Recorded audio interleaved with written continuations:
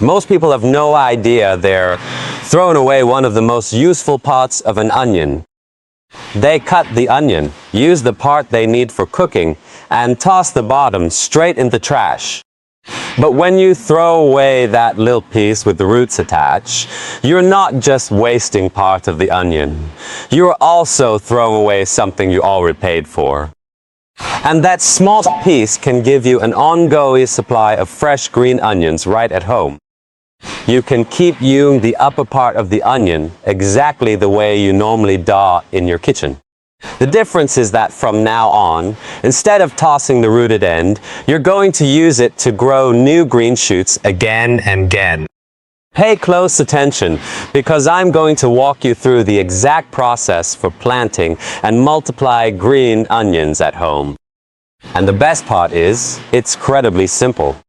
Start with an onion you were already planning to use for cooking. When you cut it, don't slice too close to the roots like you normally might. Leave roughly 1 finger's width of the onion attached above the root area. If you look closely at the bottom, you'll see those lit hair, like strands underneath. Those aren't just dried fibers, they're actual roots. So instead of cutting right against them, leave that small section of onion above the root base intact. Once you've made the cut, use the upper portion of the onion in your food as usual. But keep the bottom. That piece you once threw away can now become the starting point for a steady supply of green onions at home without you having to spend anything extra. One of the things I like most about this method is how easy it is. You don't have to stop everything and plant the onion immediately after cutting it. If you're in the middle of cooking, simply grab a small glass, cup, or container and place the onion bottom inside. But there's one detail you absolutely need to get right. The root side must face downward. You need the pot with the roots. The upper cut section by itself isn't what you're trying to sprout. Set the onion bottom in the container with the roots pointing down, then add just a small amount of water. At this stage, you don't need to submerge the entire onion. The goal is simply to keep the roots hydrated. That little bit of moisture helps keep the onion base from drying out before you are ready to plant it. It can also encourage the roots to grow longer, start new growth, and sometimes even produce green shoots while the onion is still sitting in water. Some people actually continue growing their green onions entirely in water. That isn't the method I prefer. I like transferring mine into soil, and I'll show you exactly how I do it. But before planting, I often leave the onion bottom in water for a while because it helps produce stronger, better, hydrated roots. Sometimes you'll even notice a new shoot beginning to emerge from the center. Look right in the middle of the onion base. That central area is where the first new growth will begin. As soon as you notice those first shoots starting to appear, that's a good time to move on to the next stage. You can leave one onion bottom in pots so you can watch the rooting and sprouting process, while another one can be planted directly into soil. Both approaches let you see how the plant develops. For the soil method, what we're trying to create is an ongoing source of organically grown green onions. Without pesticides or chemical fertilizers, something natural that you can harvest for your household. For planting, you can use a small pot. A compact container works perfectly well. Fill it with a grow medium that's light, loose, well, draining, and rich in organic matter. The texture matters. You don't want heavy, compact soil that holds too much water. The soil should feel soft and airy, with plenty of organic material mixed through it. A fertile growing mix gives the onion everything it needs to begin producing strong new shoots quickly. And the growth can happen surprisingly fast. In less than a week, you may already begin seeing green shoots coming from an onion bottom that would otherwise have ended up in the garbage. That's what makes this method so useful. Planting it is extremely straightforward. You don't need to bury the onion deeply. Place the rooted section in the soil so the base sits roughly level with the surface. If you have another onion bottom that you start in water and it has already produced fresh roots or new shoots, you can plant that one on the other side of the pot the same way. Again, keep it close to soil level. The soil should contain enough nutrients to support healthy growth because that affects how quickly the green onions develop and how vigorous the leaves become. Good soil helps the shoots grow greener, stronger, and more productive. But soil alone isn't the entire story.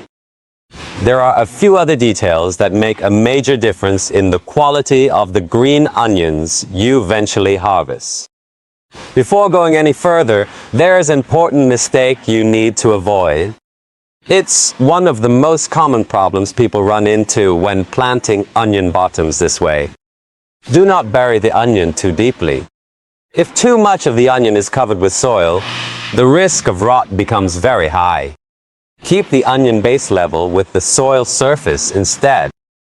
That simple detail can make the difference between getting healthy new growth and watching the onion rot before it ever has a chance to sprout. Then we come to watering.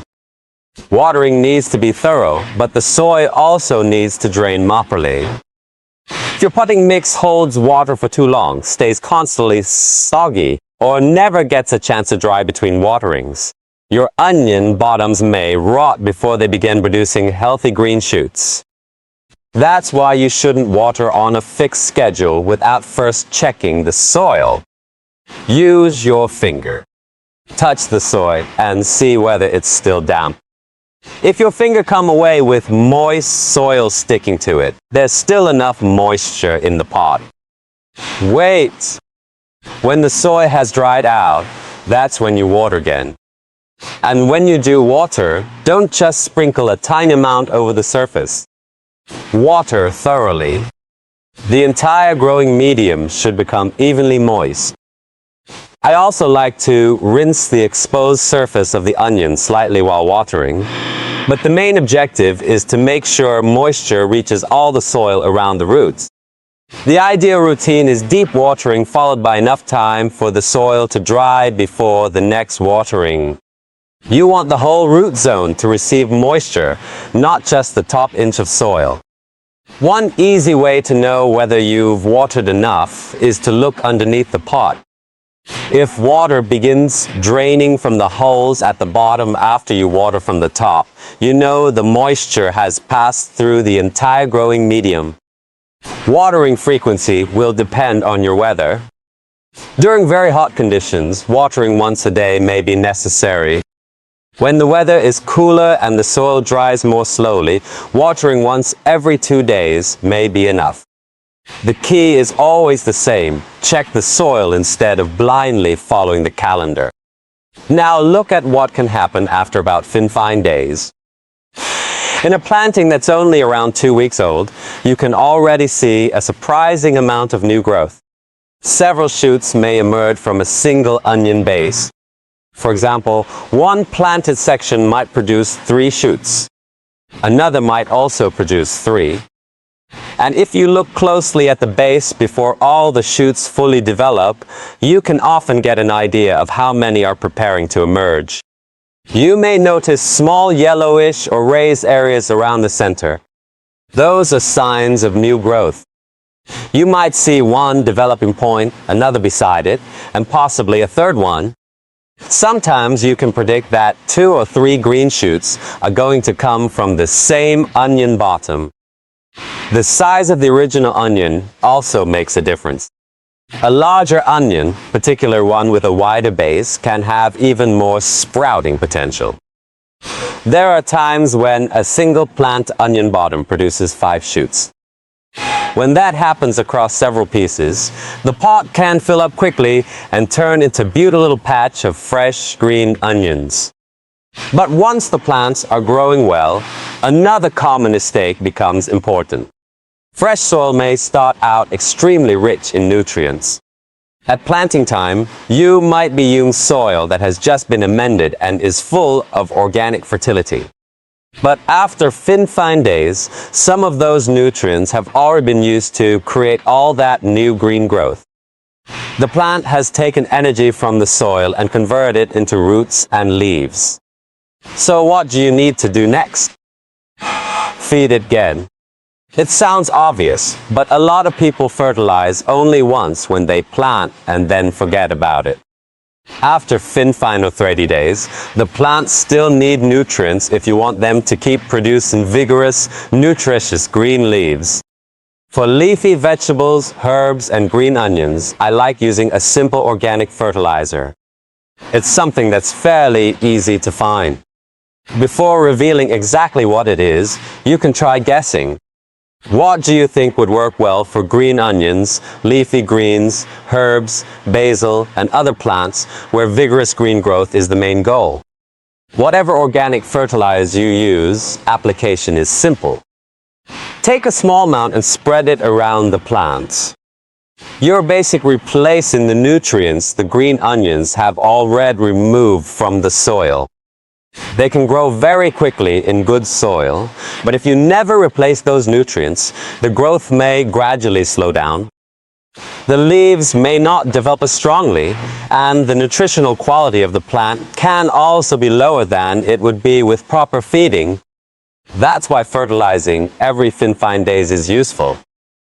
If you don't want to do it that often, at least fertilize every 30 days. Once a month, add a little organic fertilizer around the plants. You can use the type I'll describe in a moment, or another organic fertilizer that's rich in nitrogen. With enough nutrition, the green onions can continue growing, multiplying, and producing fresh leaves for you to use in your meals. There's another major factor that people often overlook: light. Right after planting, the onion needs light, but that doesn't mean you should immediately place it under the strong, full sun of the day. During this early stage, gentle morning sun is fine. Filtered sunlight is also a great option. One practical approach is to place newly planted onion bottoms under shade cloth alongside other young seedlings. The plants still receive plenty of brightness, but the sunlight is softened. That works well while the new green onions are young and haven't yet developed enough resistance to intense direct sun. As the plants become established, you can gradually increase the amount of light they receive. After roughly 30 to 40 days of growth, they can generally handle full sun much better. At that point, you can move them somewhere they receive direct sunlight throughout the day. You may need to water a little more often because strong sunlight makes the soil dry faster, but the plants should grow very well. They need light to survive and develop properly. So don't keep your green onions inside a dark kitchen or living room for long periods. They shouldn't spend their entire growing cycle in a closed indoor area with very lit natural light. Put them somewhere bright. A small outdoor area, balcony, porch, or sunny window can work. With better light, the plants will grow much more vigorously. There's another useful step once the shoots become larger. When several shoots emerge very close together from one onion base, you can eventually separate them. Instead of leaving one crowded clump with 3 shoots competing for the same space, carefully divide those shoots and replant them farther apart in the pot. Giving each plant more room allows them to grow individually and gives each one better access to light, water, nutrients, and root space. After they continue developing, you'll eventually be ready to harvest. And there's an important trick here too. You don't want to pull the entire plant out every time you need green onions. These plants develop a strong root system. If you remove one from the soil after about fine days, you can already see just how many roots it may have produced. The root growth can be surprisingly dense and healthy in a very short period of time. Those roots are exactly why you can keep harvesting from the same plant. When it's time to harvest, don't cut the green leaves all the way down against the base. Cut high up. Take the green portion you want to use in your cooking, but leave the lower part of the plant in the pot. The plant will begin producing new growth again. There's no need to remove it from the soil just to harvest it. If you were to lift one out temporarily, it would only be to see the roots and understand what's happened below the surface. For norm harvesting, keep the plant right where it is. Make your cut slightly above the lower growth point of the plant. I usually leave about 3 or 4 finger widths of green growth above the base. That remaining section gives the leaves a place to start develop again. Later, once the new growth becomes long enough, you can return and harvest another time. That's how you can keep fresh green onions available at home instead of throw away every onion bottom you use. A piece that once went directly in the trash can becomes something useful. And it can all be done naturally, organically, without herbicides or pesticides. Give you something fresh that your family can eat without making the process complicated. Now, what about the fertilizer that helps create all those healthy roots and vigorous green shoots? The organic material I described earlier is a well-aged compost made primarily from cattle manure and chicken manure. It's generally easy to find. If you need to buy it, it's usually inexpensive, and some people may even have access to these materials at no cost. A small amount applied every 15 to 30 days can provide the nutrients the plants need to continue developing. You don't have to use this exact fertilizer either. Bokashi can also be used. Well-aged rabbit manure is another option. Other organic fertilizers that are relatively rich in nitrogen can work too. The goal is to give leafy growth the nutrition it needs. With proper soil, light, watering, and regular feeding, you can achieve the same kind of vigorous development you've seen here. So if you guessed that the mystery fertilizer was aged manure-based compost, you got it right. And that really shows the value of this entire method. Something that would normally be thrown away can be turned into actual food at home. For some people, producing enough could even create an opportunity to sell fresh green onions. The process is simple, and it doesn't require a large garden. You can sow it in a very small space. If you had to rate this idea from 0 to 10, what score would you give it? 1, 2, 4, 5, 6, 7, 8, 9, or 10? Leave your answer in the comments. And even more importantly, share this information with someone who loves growing plants and could use a simple technique like this. There's always more to learn about helping plants grow better, encouraging healthy production, supporting flowers and fruit, improving plant development, and dealing with common pests using practical methods. If you want to keep learning techniques like these, subscribe and turn on notifications so you don't miss the next video. And if this information was useful to you, you can also consider supporting the work so more practical growing methods can continue to be tested and shared. Before you leave, take a look at the next video as well. There's another piece of useful information there that you may be very glad you learned.